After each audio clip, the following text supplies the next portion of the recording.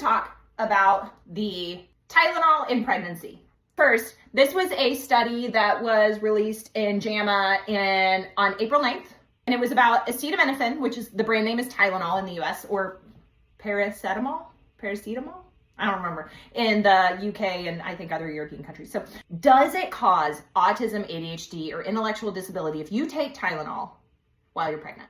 Short answer, if you don't want to watch the rest of this, no. No, it doesn't. You want the nitty gritty, here we go.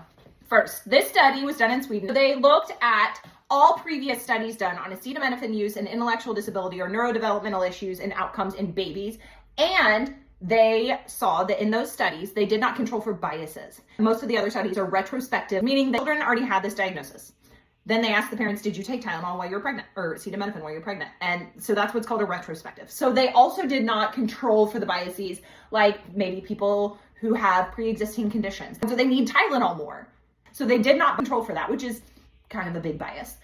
The study that was done in Sweden, they controlled for parent diagnosis of migraine, chronic pain, infection, fever, rheumatoid arthritis, and headaches starting 1 year prior to pregnancy until the day of delivery. They controlled for that, which we love because that makes it more like plausible and unbiased and factual.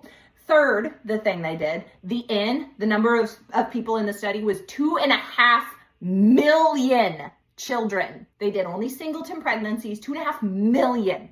So that's a good number of kids.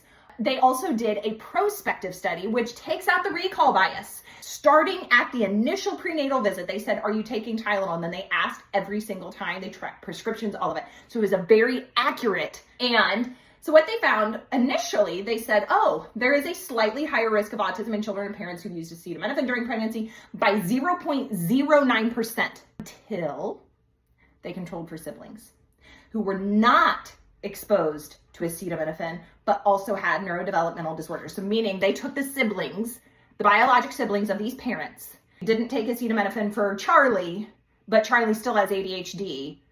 Okay, we have to control for that in Joey, where you did take acetaminophen and Joey also has ADHD, because we are saying that there is a genetic component and it is unlikely to be the acetaminophen. And when they controlled for the siblings, they found it ain't causal.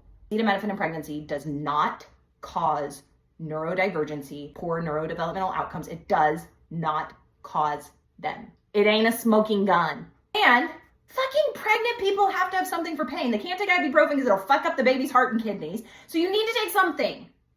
And this is something that is safe, and I hope that provides some reassurance.